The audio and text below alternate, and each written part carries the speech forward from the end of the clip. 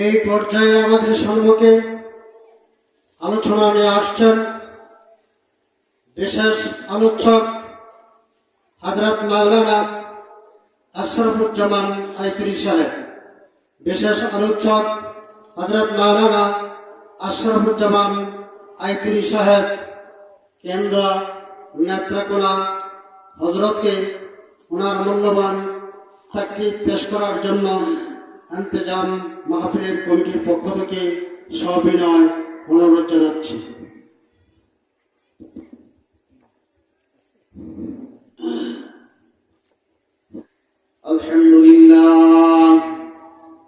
আলহামদুলিল্লাহ নাহমাদুহু ওয়া নাস্তাঈনুহু ওয়া নাস্তাগফিরুহু ওয়া নু'মিনু বিহি ওয়া নাতাওয়াক্কালু আলাইহি ওয়া নাউযু বিল্লাহি মিন শুরুরি আনফুসিনা ওয়া মিন সাইয়্যাতি আমালিনা। من يهده الله فلا مضل له ومن يضلله فلا هادي له ونشهد أن لا إله إلا الله وحده لا شريك له ونشهد أن سيدنا وسندنا وحبيبنا وحبيب ربنا ومولانا محمدا عبده ورسوله الذي أرسل إلى الناس كافة بشيرا ونذيرا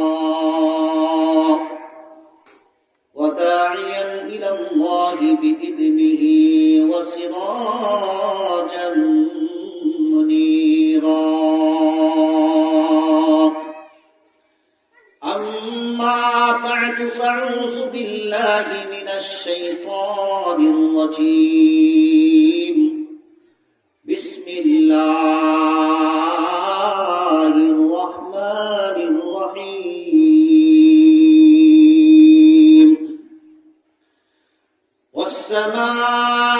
والسماء ذات البروج واليوم الموعود وشاهد ومشهود.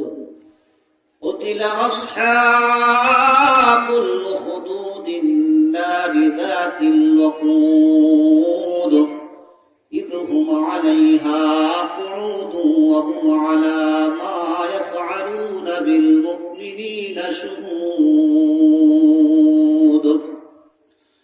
وما نقموا منهم إلا أن يؤمنوا بالله العزيز الحميد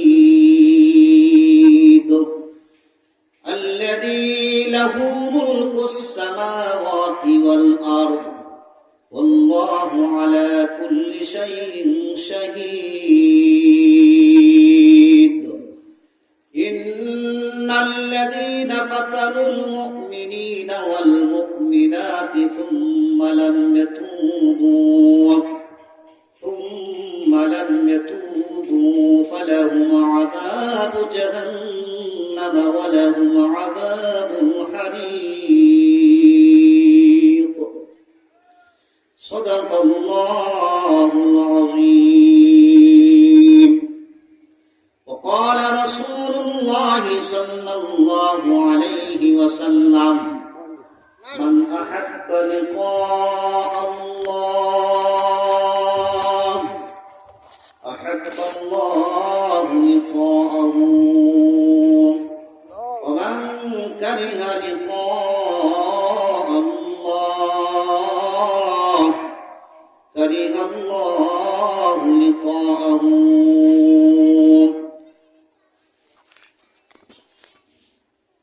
وصدق رسوله النبي الكريم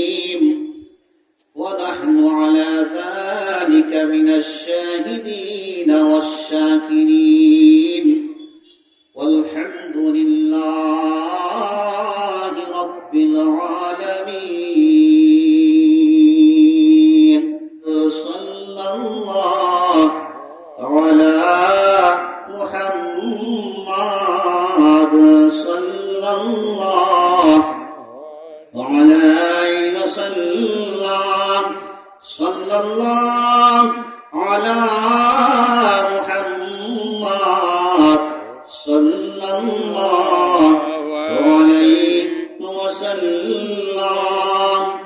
दीदार रोजा की तमन्ना दिल में हाई यही तराना वो कैसे मदीना जाना बेकुल हाई दिले दीवाना सल्लल्लाहु ala Muhammad sallallahu alayhi wa sallam sallallahu ala Muhammad sallallahu alayhi wa sallam balagal ula bi kamalihi kashafat duja bi jamalihi حسنت جميع خصاله صلوا عليه وآله بلغ العلا بكماله كشف الدجى بجماله حسنت جميع خصاله صلوا عليه وآله عشق محبوب خدا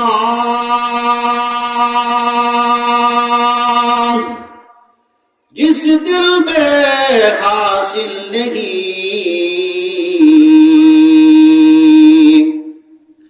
इश्क महबूब खुदा जिस दिल में हासिल नहीं लाखों मुमिन हो मगर ईमान में कामिल नहीं बलगल उला बिकमालिही कशफत तुजा बिजमालिही हसनत जमीउ खसालिही सल्लु अलैहि व आलिहि এখন যাহাই চলে গাড়ি কলের বিমান বিনা কলে হাওয়াই চলতেন নবী সুলাইমান মোরা সেই মুসলমান বলগল উলা বিকমালিহি কশফত তুজা বিজমালিহি حسنت جميع خصاله صلوا عليه وآله خجل فتى তক্ত বসি শাসন করিতেন আদা জাহান খেজুর পাতার তক্ত বসি শাসন করিতেন আদা জাহান সেই মানুষেরা কোথায় আজি কোথায় গেল সেই মান বলগল ওলা বিকমালিহি কশফত তুজা বিজমালিহি حسنت جميع خصاله صلوا عليه وآله لا إله إلا الله لا إله إلا الله لا إلا الله لا إله إلا الله এই কালিমার জন্য হুসাইন এই কালিমার জন্য হুসাইন শহীদ হলেন কারবালায় জান চলে যাই মন চলে যাই তবু জবানে ইল্লাল্লাহ লা ইলাহা ইল্লাল্লাহ লা ইলাহা ইল্লাল্লাহ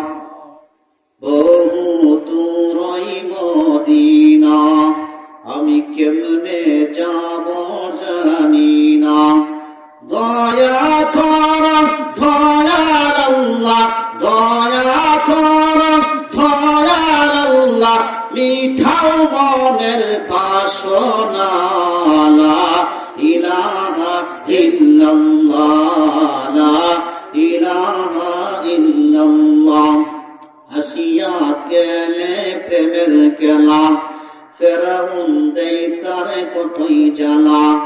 আল্লাহ বলেন ও জিবরাইল, আল্লাহ বলেন ও জিবরাইল, খুলে দাও বেহেশতের তালা। লা ইলাহা ইল্লাল্লাহ, লা ইলাহা ইল্লাল্লাহ। সাদ্দাত জান্নাত বানাইলো, মনের মতন সাজাইলো। একটা কদম রাখার পরে, একটা কদম রাখার পরে আজরাইলকে পাঠাইলা। লা ইলাহা ইল্লাল্লাহ, লা ইলাহা ইল্লাল্লাহ, লা ইলাহা ইল্লাল্লাহ মুহাম্মাদুর রাসূলুল্লাহ সাল্লাল্লাহু আলাইহি ওয়াসাল্লাম।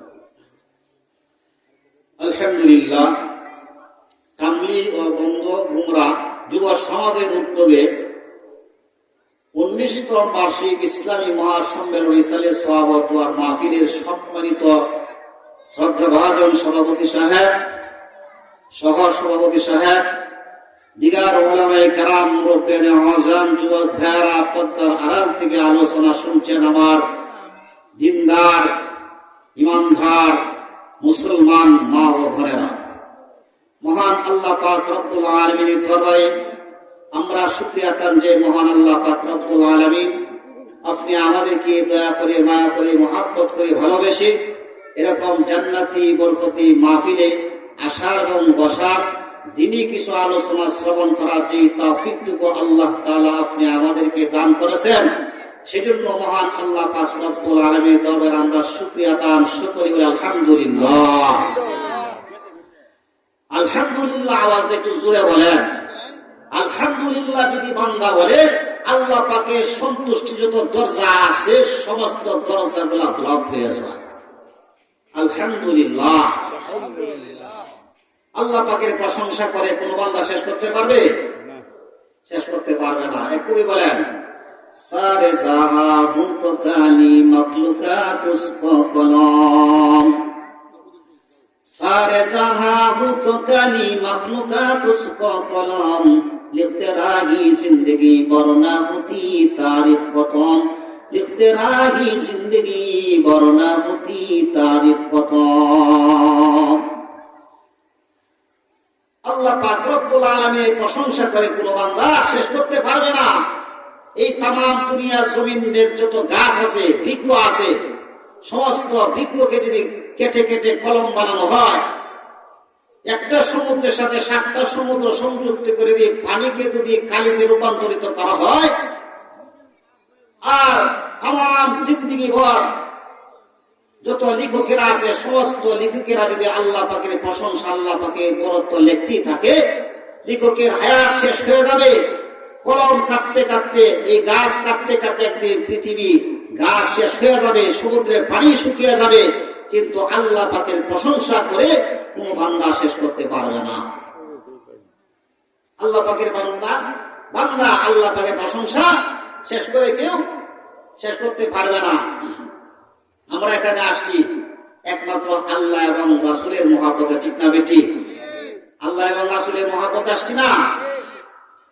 আল্লাহ এবং রাসূলকে শুধু মুখে বললে চলবে না, অন্তর থেকে ভালোবাসতে হবে, সিরতে সুরতে সব দিক দিয়ে ভালোবাসতে হবে, ঠিক না?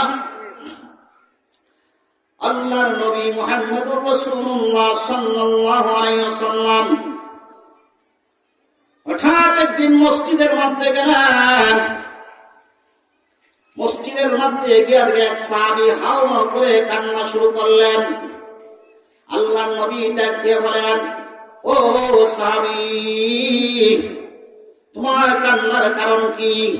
আল্লাহর নবীর জবাবে ওই সাহাবী ডাক দিয়ে বলেন, ইয়া রাসূলুল্লাহ, ইয়া হাবিবাল্লাহ, আল্লাহর নবী গো, আমি কাঁদি এই কারণে, আমি দুনিয়া থেকে যখন বিদায় হয়ে যাব, আপনিও যখন দুনিয়া থেকে বিদায় হয়ে যাবেন, এই পৃথিবীতে কেউ থাকবে না, থাকতে পারবে না, ঠিক না বেঠিক? আল্লাহর নবী বলেন, ও সাহাবী তুমি কেন কাঁদো? ওই সাহাবী বলেন, ইয়া রাসূলুল্লাহ, ইয়া হাবিবাল্লাহ, আল্লাহর নবী গো, আমি যখন দুনিয়া থেকে বিদায় হয়ে যাব, আমাকে যদি আল্লাহ পাক রব্বুল আলামিন জান্নাত দেন, তাহলে আমাকে নিম্ন স্তরে জান্নাত দিবে, আপনাকে উচ্চ স্তরে জান্নাত দিবে। কিন্তু জান্নাতে গেলেও আমি সাহাবীর ভালো লাগবে না। কেন জানেননি? আমি আপনাকে এই পরিমাণ ভালোবাসি, যেই পরিমাণ ভালোবাসার কারণে আমি জান্নাতে গেলেও আমি সাহাবীর ভালো লাগবে না। আমি সাহাবীর ভালো লাগবে না। আল্লাহর নবীকে যখন জবাব দিলেন, আল্লাহ পাক রব্বুল আলামিন কোরআন আয়াত নাযিল করে দিলেন, ومن يطع الله والرسول فأولئك مع الذين أنعم الله عليهم من النبيين والصديقين والشهداء والصالحين وحسن أولئك رفيقا ذلك الفضل من الله وكفى بالله عليما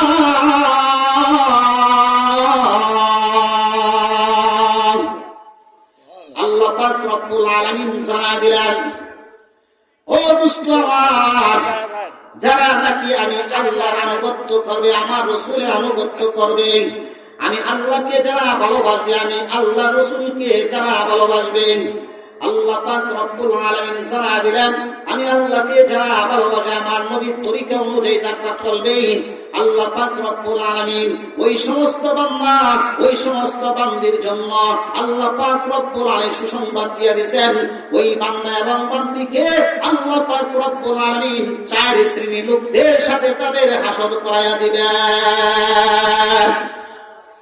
চার শ্রেণীর লোকদের সাথে জান্নাত। এক নম্বরে হলো আল্লাহ পাক রব্বুল আলামিন নবীদের সাথে তাদেরকে জান্নাত দিয়ে দিবেন। নবীদের সাথে জান্নাতে যেতে গেলে জান্নাতের পূর্বে শর্ত হলো আল্লাহকে ভালোবাসতে হবে, রাসূলকে ভালোবাসতে হবে, আল্লাহর আনুগত্য করতে হবে, রাসূলের আনুগত্য করতে হবে। আল্লাহ পাক রব্বুল আলামিন এই কথাটা আরেক আয়াতের মধ্যে বলেন, من عمل صالحا من ذكر أو أنثى وهو مؤمن فلنحيينه حياة طيبة ولنجزينهم أجرهم بأحسن ما كانوا يعملون الله পাক রব্বুল আলামিন বলেন, নারী হোক বা পুরুষ হোক, উভয়ে যদি আমি আল্লাহর আনুগত্য করে আমার রাসূলকে যারা ভালোবাসবে, আমি আল্লাহ পাক রব্বুল আলামিন ওই দুনিয়া জমিনের নারী হোক বা পুরুষ হোক, উভয়ে যদি আমি আল্লাহকে ভালোবাসে, আমার রাসূলকে যদি ভালোবাসে, আমি আল্লাহ পাক রব্বুল আলামিন ওই বান্দা এবং বান্দিকে আমি আল্লাহ পাক রব্বুল আলামিন দুইটা পুরস্কার দান করব। তার মধ্যে একটা পুরস্কার হইল দুনিয়াতে, আরেকটা পুরস্কার হইল হাসরের ময়দানে। দুনিয়াতে একটা পুরস্কার হলো হায়াতান তাইয়্যিবা। আল্লাহ পাক রব্বুল আলামিন বলেন, দুনিয়া জমিনের মধ্যে পবিত্র জীবন দান করবে, আর মারা যাওয়ার পরে আল্লাহ পাক রব্বুল আলামিন ওই বান্দা এবং বান্দিকে জান্নাতি বলিয়া ঘোষণা দিবেন। তাহলে আমাদের জান্নাতে যেতে গেলে দুইটা শর্ত, আল্লাহকে ভালোবাসতে হবে, রাসূলকে ভালোবাসতে হবে। শুধু আল্লাহকে ভালোবাসতে চলবে, রাসূলকে না ভালোবাসতে জান্নাতে যাওয়া যাবে? আল্লাহর বিধান মানতে হবে রাসূলের তরিকা অনুযায়ী, তাহলে আল্লাহ রাসূলকে ভালোবাসা হইল। আল্লাহকে ভালোবাসছেন, রাসূলকে ভালোবাসছেন, সাহাবায়ে কেরাম জীবন পর্যন্ত দিয়া দিয়েছেন। এরকম বহুত ঘটনা আছে। আল্লাহর নবীর একজন সাহাবী উকবা ইবনে বশির রাদিয়াল্লাহু তাআলা আনহু আল্লাহর নবীকে এই পরিমাণ ভালোবাসতেন। উকবা রাদিয়াল্লাহু তাআলা যুদ্ধের ময়দানে শহীদ হয়ে গেছে। একটা মাত্র সন্তান, 7 বছরের সন্তান, একটা মাত্র ছেলে রেখে আল্লাহর নবী তাকে এরকম ভাবে জিহাদ করে যুদ্ধের ময়দানে শহীদ হয়ে গেছে। রাত্র যখন হয়ে গেল, ওই 7 বছরের সন্তানরা সন্ধ্যার দিকে আল্লাহ রাসূল সাল্লাল্লাহু আলাইহি সাল্লামের কাছে হাজির হয়ে গেলেন। গিয়ে বললেন, ইয়া রাসূলুল্লাহ, ইয়া হাবিবাল্লাহ, আল্লাহর নবী গো, আমার বাবা কোথায়, আমার বাবা কোথায়? আল্লাহর নবী বলেন, তোমার বাবাকে? বললেন, আমার বাবা উকবা রাদিয়াল্লাহু তাআলা আনহু। আল্লাহর নবী বলেন, তোমার বাবা তো যুদ্ধের ময়দানে শহীদ হয়ে গেছে। আল্লাহর নবী ডাক দিয়ে বলেন, তোমার বাবা তো যুদ্ধের ময়দানে শহীদ হয়ে গেছে। উকবা ইবনে বশীর রাদিয়াল্লাহু তাআলা ডাক দিয়ে বলেন, ইয়া রাসূলুল্লাহ, ইয়া হাবিবাল্লাহ, আমার বাবা যে যুদ্ধের ময়দানে শহীদ হয়ে গেল, আমার কথা একটা সময় একটু ভাবলেন না?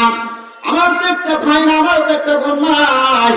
আমার বাবা সন্ধ্যাবেলা যখন বাড়িতে যাইতো, আমি রাত্র যখন আমার বাবার সাথে করতাম, আমার বাবা না, আজকে রাতটা আমি কার সাথে ঘুমাবো?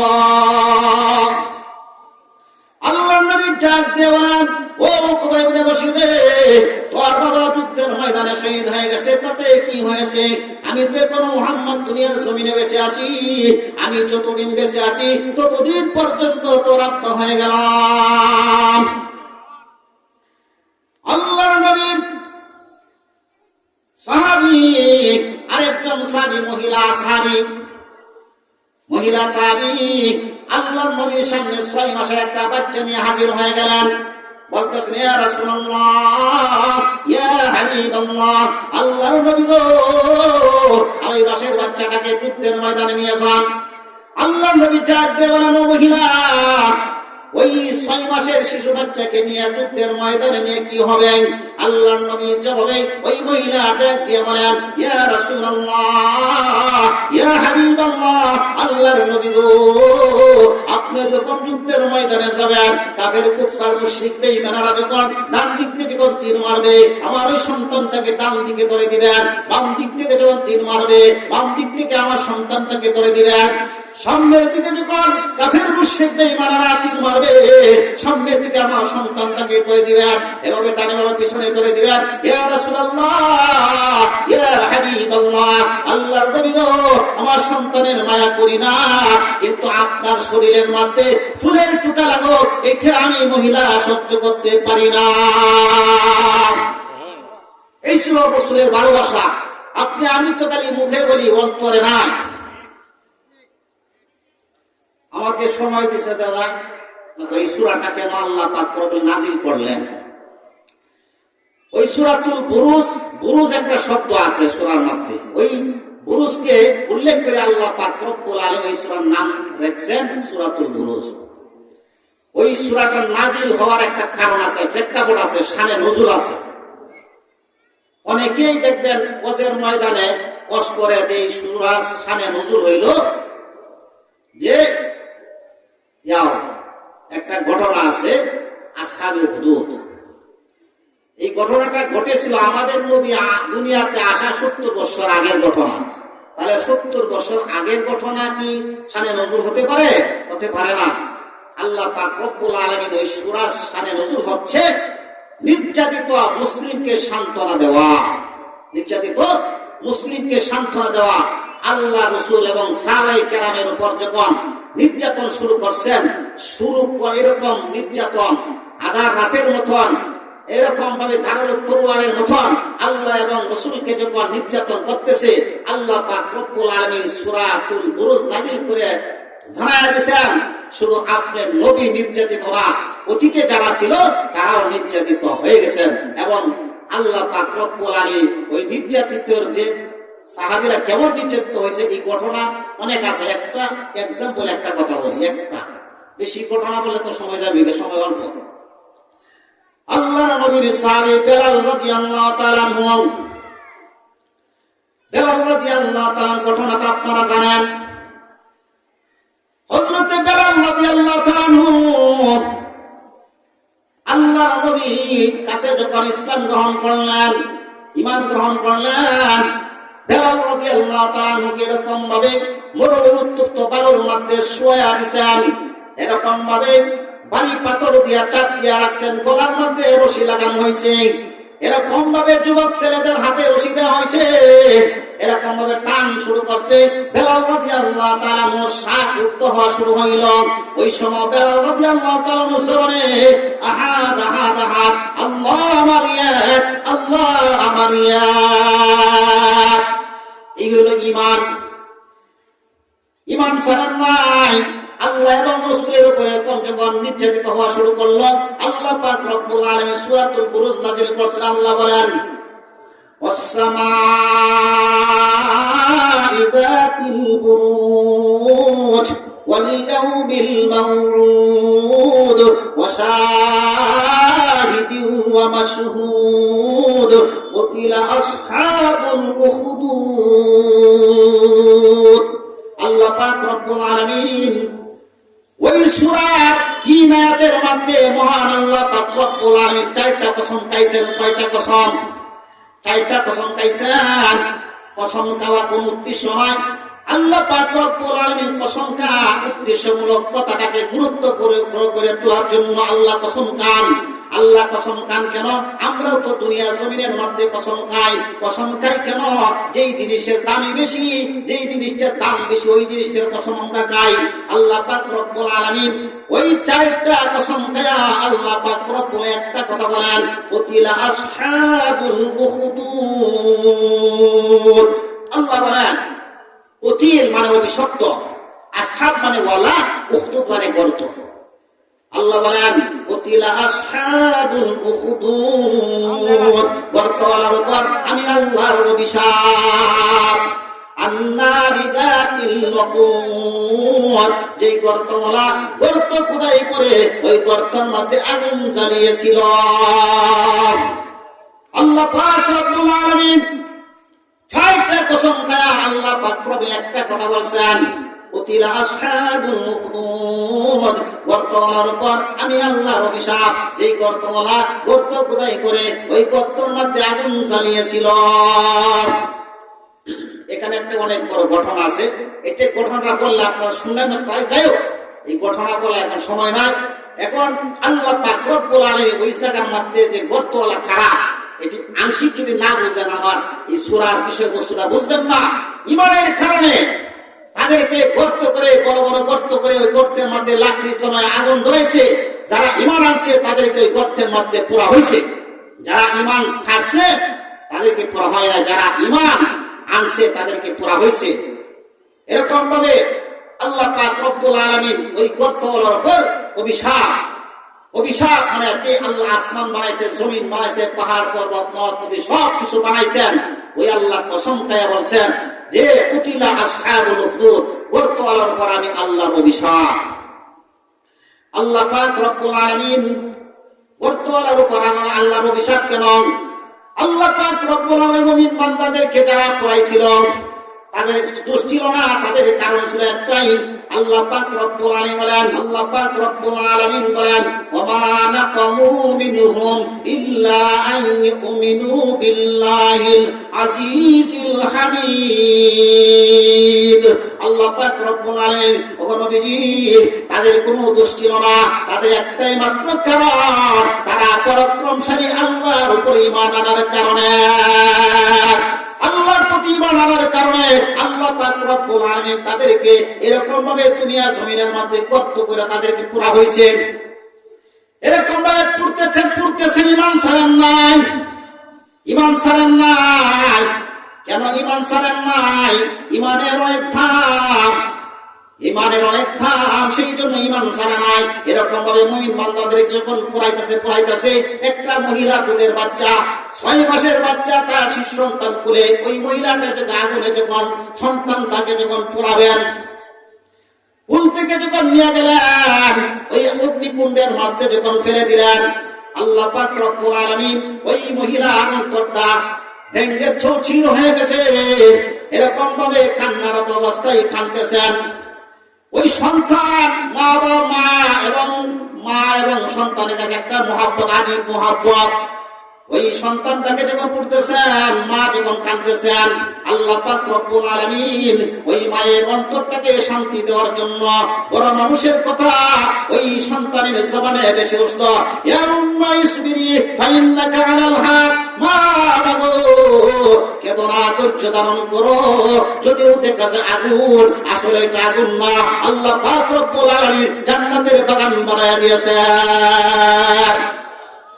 সেজন্য আল্লাহ রাসূল বলেন, মান হাব্বা লিকা আল্লাহ আহাব্বাল্লাহু লিকাহু, যে আল্লাহ পাকের সাক্ষাৎকে ভালোবাসেন, আল্লাহ তার সাক্ষাৎকে ভালোবাসেন।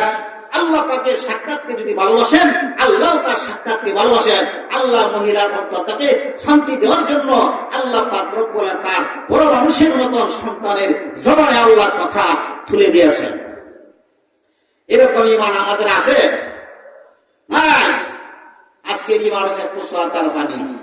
আজকে যদি মনে করেন করিমগঞ্জের চেয়ারম্যান সাহেব যদি ডাক দিয়ে বলে যে 100 খাসি দেওয়া হবে, 100 গরু দেওয়া হবে, ডাকছে সবাই গেছে, দেওয়ার পরে কোথায় ভোট, আল্লাহ বলতে কিছু নাই। তখন কইব আল্লাহ তাক পায় না তাক, 100 খাসি হয়, 100 গরু হয়, এটি লয়ে যাই গিয়ে। এর ঈমান আছে না? গেছে গেছে। ঈমান এত সস্তা না, ঈমান এত সস্তা না, জান্নাত এত সস্তা না। একজন নিম্ন স্তরী ইমানদারকে আল্লাহ পাক রব্বুল এই দুনিয়া 10 দুনিয়া দিয়ে একটা জান্নাত দিবেন। এক নম্বরে কসম কি খাইছেন?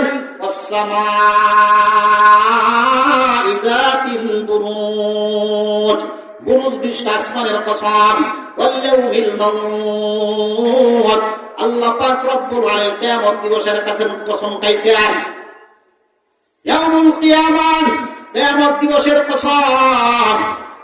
কিয়ামত দিবস আপনি আমার সামনে আছে না নাই?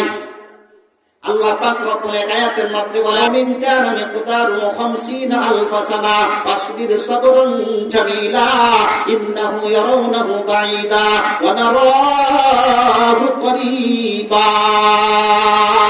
আল্লাহ পাক রব্বুল আলামিন ওই দিন দুনিয়া জমিনের 1000 বছরের সমপরিমাণ একটা দিন হবে।